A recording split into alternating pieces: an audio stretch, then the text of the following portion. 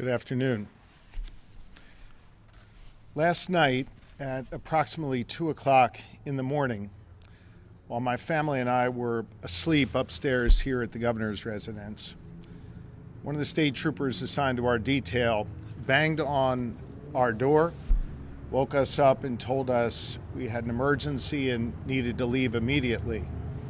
Together, we secured all of our children, our 2 dogs, our family that was staying with us, and the troopers safely evacuated us from the governor's residence. Last night, we experienced an attack not just on our family, but on the entire Commonwealth of Pennsylvania here at the governor's residence. I want to thank the Pennsylvania State Police for safely evacuating our family, for their bravery last evening, and for their careful leadership of this investigation. I want to thank Harrisburg Fire and their chief, who was personally on the scene and spent time with me and my family last night. He and the other firefighters from Harrisburg ran toward danger to help keep us safe and quickly putting out the fire. I want to thank the Capitol Police for assisting the Pennsylvania State Police last night in ensuring everything was orderly. I want to thank the FBI and our federal partners for their assistance. I spoke a couple hours ago with Director Kash Patel of the FBI. He promised all of the resources of the federal government. He was extremely kind and courteous and thoughtful in his conversation with me. And I thanked him and the women and men of the FBI and the President of the United States for their support. I especially want to thank your local district attorney, Fran Chardo. Fran is someone I've known for 20 years in public service, an outstanding leader in law enforcement. You'll hear from him in a few moments. Lori and I are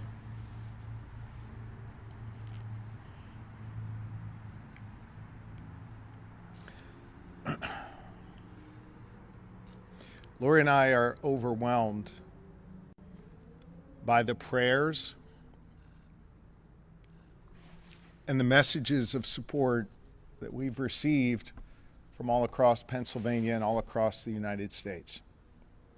We've heard from our fellow governors and first spouses. We've heard from several of the former governors of Pennsylvania.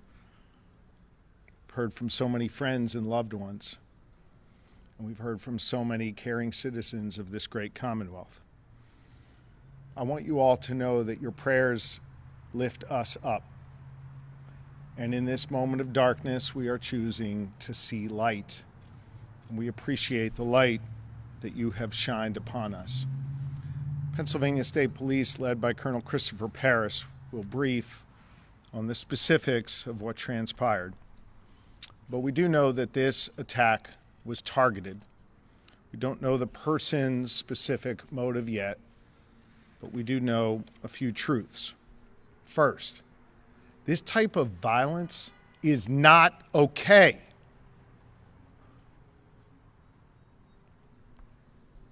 This kind of violence is becoming far too common in our society. And I don't give a damn if it's coming from one particular side or the other, directed at one particular party or another, or one particular person or another. It is not okay. And it has to stop. We have to be better than this. And we have a responsibility to all be better.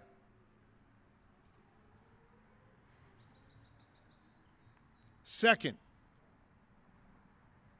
if this individual was trying to deter me from doing my job as your governor, rest assured I will find a way to work even harder than I was just yesterday for the good people of Pennsylvania. Here's a third truth. If he was trying to terrorize our family, our friends, the Jewish community who joined us for a Passover Seder in that room last night. Hear me on this. We celebrated our faith last night proudly, and in a few hours we will celebrate our second Seder of Passover again proudly. No one will deter me or my family or any Pennsylvanian from celebrating their faith openly and proudly.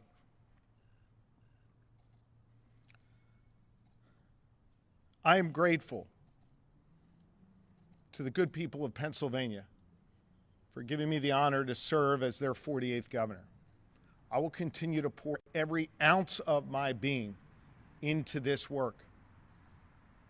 I'm going to do my best to be your governor, and right now to be a good husband and father to my family, who are obviously traumatized by what occurred here last night. We are grateful to law enforcement for helping ease some of that trauma thanks to their outstanding work. They were here within seconds, and they did an extraordinary job. Local, state, and federal law enforcement partners. I now want to bring up the Colonel of the Pennsylvania State Police to give you some specifics on the investigation, followed by our District Attorney, Fran Chardo, and then we'll do our best to take a few questions.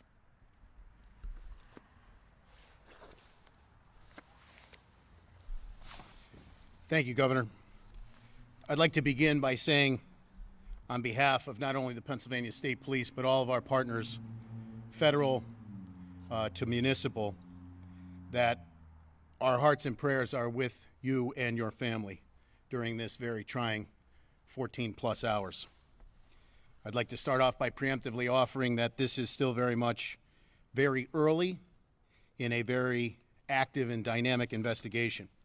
And I can tell you that we're pursuing any and all leads. We have processed the crime scene and released it just recently. You will see imminently how large and complex of a scene that it is. Physical evidence has been gathered and is in the process of being forensically analyzed, both at the State Police Crime Laboratories and also the Cumberland County Crime Laboratory, and I'd like to mention them specifically. As the governor stated, the work done by Harrisburg Fire Department was absolutely instrumental in preventing any loss of life last evening. To acknowledge again the Harrisburg Police and the major case team that the State Police was able to put together. So to pause for a moment, that was comprised of and remains comprised of the Harrisburg Police Department, the Capitol Police, our partners from the FBI. I received multiple calls from the FBI SAC of Philadelphia, who happens to be out of country, and yet he took the time to call, as well as his assistant special agents in charge, who are not only here with us, but we've spoken to throughout this incident. I received a call personally from the Attorney General with an offer of any and all support. Received a call personally from the U.S. Attorney acting for the Middle District of Pennsylvania, John Greganis, offering any and all support of the U.S. Attorney's Office. And as the governor said, who you will hear from shortly, the Dauphin County District Attorney, Fran Chardo. So I can confirm at this point, as we put out already, we are conducting an arson investigation, and we are conducting an attempted homicide and aggravated arson investigation. That is the paradigm that we've operated in. A lot of the investigative tasks have focused on the who up until this point. Obviously, we're trying to piece together very early on the exact sequence of events. We were late in coming out here because we were getting rapid information as it was occurring, and I'm pleased to announce that we do have an individual in custody. His name is Cody Balmer, B-A-L-M-E-R, age 38, with a Harrisburg Post Office address. In terms of the sequence of events, because of the thrust of the investigation concentrating on the who, I want to be very deliberate in my comments as to the how and exactly the time frame. What I do feel confident in saying at this point is that we don't anticipate any charges for conspiracy, but again, I'd reiterate my qualifier that I mentioned earlier, that we are still very much inside the first 24 hours. But at this point, we do not anticipate that. Likewise, the quick action of the members of the governor's detail, not only his immediate family, but some extended family members who were here. You will see from the physical plant behind me how grave the situation was. And when this occurred, I will tell you, again, the exact sequence of events. We will conduct a full review, but I feel very confident in telling you that it occurred over an extremely brief period of time, several minutes. And the quick action of those troopers last night immediately shifted to the safety of the governor and his family and his extended family. So we will certainly take a look and have a full, competent, and thorough investigation, but our hats are off to the quick action of all the first responders, not just within the state police, but as the governor said, Harrisburg Fire Department, who was instrumental in getting here quickly and getting the fire knocked down. We have kept tabs on the governor all day and will continue to do so. And at this point, I'd like to turn it over to District Attorney Fran Chardo. Thank you.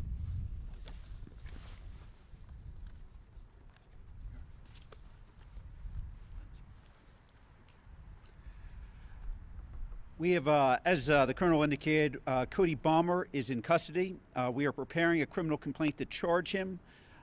This is not a record yet, but the charges will include attempted murder, terrorism, aggravated arson, and aggravated assault against an enumerated person. These are all very serious charges. As with any charges, the defendant is presumed innocent.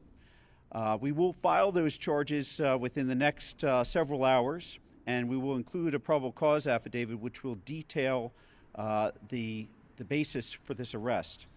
I can't give you a lot of details because it won't be of record. I can only give you the charges, but the criminal complaint and the affidavit will detail that further this very day. I want to commend the Pennsylvania State Police, the Capitol Police, and the Federal Bureau of Investigation, and the other agencies that conducted this investigation. I was here this afternoon and witnessed the remarkable efforts. They did a great job in bringing this to a swift conclusion.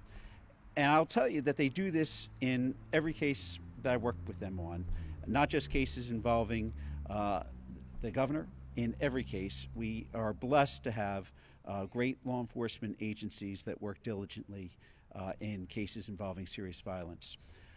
As I say, we're going to file that criminal complaint shortly, and you will have that complaint will speak for itself, along with there'll be a booking photograph that will be available later today, but we don't have that yet available, and we're glad to take any questions you might have. Governor, I think everyone's pleased that you and your family are okay. Thank you. I wanted to ask, when you're hearing those charges, though, knowing that someone tried to, at the very least, seriously injure or kill you and your family, are you, reflecting today on that, and just can you talk about your emotions there?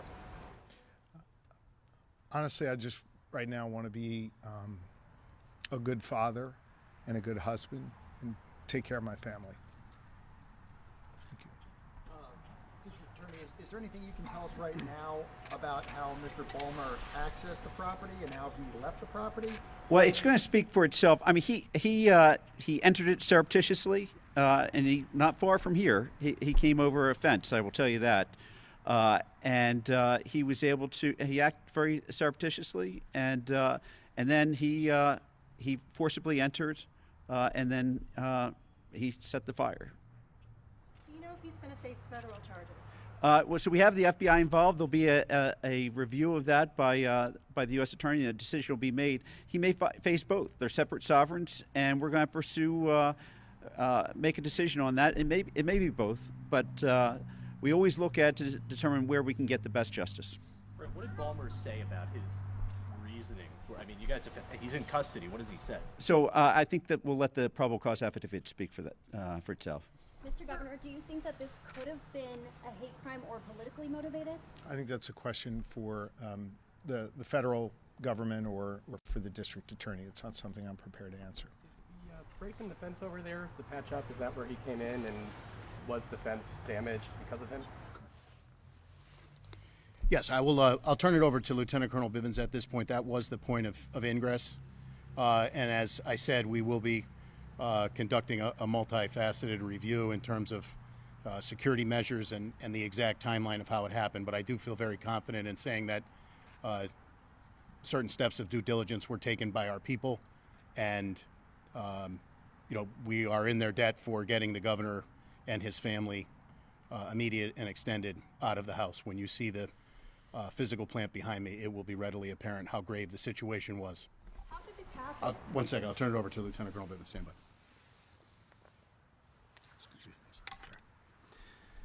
So this individual came over a fence and right behind where all of you are standing right now. He actively evaded troopers who were here to secure the residence even while they were searching for him on the property. While they were searching is when he attacked at the residence, broke in and set the fires. So that was all playing out over a period of several minutes. It was a very quick event that occurred, and again, troopers were actively searching for him at the time. What did he use to start the fire? He had some homemade incendiary devices. Molotov cocktail.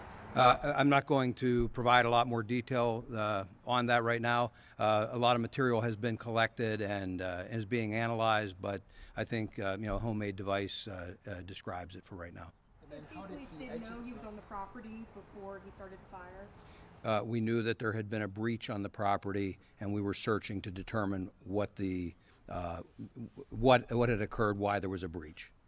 Will there be an increased security presence around the governor's mansion, and will the FBI remain on site? Talk a little bit about what's going to go on. So there is already a security review underway to determine how we can ensure that we don't have a repeat of a situation like this.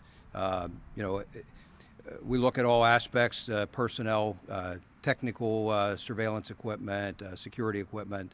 All of that will be reviewed, and we will do our best to ensure that the governor and his family are safe in this residence. Did he make it into the residence itself, or was this something thrown through the window? He did make it into the residence. And then how did he get off the property, and where was he apprehended? He exited the property the same way he came on, back over the fence. He was apprehended in the Harrisburg area a short time ago. Governor, you talked about resilience, especially in light of Passover. And do you feel like being able to come back and say, we're not going to stop? Yeah. Celebrating this, especially in the light motivation, whatever it was that happened here, do you think it's important to show not just Pennsylvania, but the whole country, you're not going to be fearful? I'm not fearful. I'm obviously emotional. I'm worried about my family. I want my kids to be okay. When we were in the state dining room last night, gathered with the community and family and friends, we told the story of Passover, and it's a story of going from bondage, from slavery, into freedom. I think it's an important story, both literally and figuratively, to tell. And I refuse to be trapped by the bondage that someone attempts to put on me by attacking us as they did here last night. I refuse to let anyone who had evil intentions like that stop me from doing the work that I love, stop me from being a leader of this Commonwealth and looking out for all Pennsylvanians. I will not be deterred in my work, and I will not be afraid to do that work. Governor, who all was in the house at the time, and how is your family feeling right now? I'm not going to get into my family and who was in the house. I will tell you that obviously, when you get woken up at 2 o'clock in the morning with a banging on the door from brave Pennsylvania State Police telling you have to immediately evacuate, that's jarring, especially for children. They're doing okay now. They're all together. And as I said, shortly here, we're going to celebrate our second Seder together. We're going to have more family time. And I trust that Laura and I will make sure our kids get through this well and listen to them, be there for their emotional needs, be there for their mental health support, our mental health support, and making sure that everybody is able to get through this and continue on with our lives. Me doing the important work I'm doing, my wife, our First Lady, doing the important work they're doing, and our kids being normal kids, doing what they do. Governor, was there any question from a security standpoint, any discussion? I'm sorry, I just didn't hear the beginning of your Governor, question. any question from a security standpoint, any discussions about having you come back to the scene so soon? And was this something you I'm wanted not to do? going to get into sort of- my security. I've total confidence in the Pennsylvania State Police to keep us safe. As far as the suspect in custody goes, where are we at right now in terms of warrants for the residents or speaking to family members associated with the suspect? How is that going to play out now that all the federal agencies are involved along with the state? So there are currently searches underway, some with consent, warrants where necessary. That will play out through the remainder of the evening, no doubt, and beyond if necessary. All of that information and evidence will be collected and worked through the district attorney's office. A decision at some point in the future, as the DA said, will be made whether there is anything that rises to the level of a separate federal prosecution. But for right now, we're operating all under state rules of evidence and procedures and collecting what we need for the state charges. We got time for just a couple more questions here. Did the suspect seem like he knew the layout of the mansion area and like where he planted the homemade devices was very intentional? I don't know that we can yet fully characterize how much he knew. That's all part of the ongoing investigation in terms of the layout. I will tell you that he clearly had a plan. He was very methodical in his approach and moved through it without a lot of hurry, again, in a very methodical, planned manner, and carried it out, although in a very short period of time. When I said that he was in the residence, he was inside for less than a minute. It all happened very quickly, and he was back out. How long was he on the property before that? That's all part of the investigation. We do have an idea because we know when we were alerted to the breach. It was a number of minutes, but again, all of that is part of the ongoing review as to where he was and how that time was spent on the property. Let me just say one last thing, and we're going to wrap this up. Lori and I and the kids just feel so honored to have the privilege the good people of Pennsylvania have given us to be able to live in this house. This house functions as a welcoming place for Pennsylvanians to come and to learn and to celebrate and to be together. And that is a direct result of the extraordinary work that the staff does here at the governor's residence, led by Claire Ramsey. I want to just say they are traumatized by this as well. Lori and I spoke to them earlier today to let them know that they're part of our family as we are theirs. Many of them have been here through multiple administrations, some as long as 2 decades.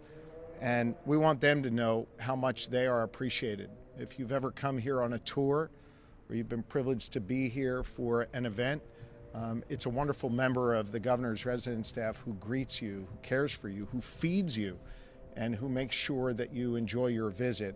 And I just want to say a special thanks to them. They're going through a lot right now. They know that Laura and I have their backs, and it's going to take some time for them to work through this as well. But I told them, we'll clean this up. We'll get it repaired, we'll get it rebuilt, we'll get rid of that smell of fire and smoke, and we'll be back very soon, and we'll be back to welcome the community into this residence with the smiles and the warmth of the people that make up this staff. So I want to thank all of you for your sensitivity here. For those who are celebrating Passover, I wish you a happy Passover. I know some are observing Palm Sunday and getting ready for Easter. I want to wish you the very best as well. I want to thank you for being here this afternoon.